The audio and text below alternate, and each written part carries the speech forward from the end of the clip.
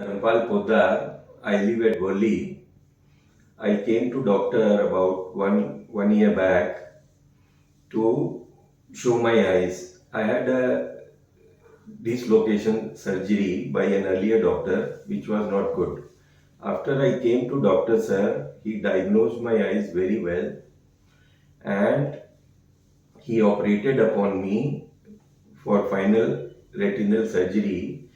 And after his operation, my eyes are absolutely 100% good, and I had a very lovely surgery and my eyes are functioning very well.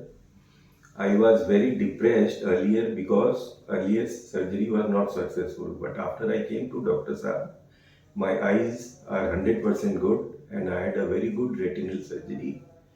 And now I had a second surgery to remove the oil from earlier surgery, and my eye is absolutely good. Because of Dr. Sir, my right eye got saved.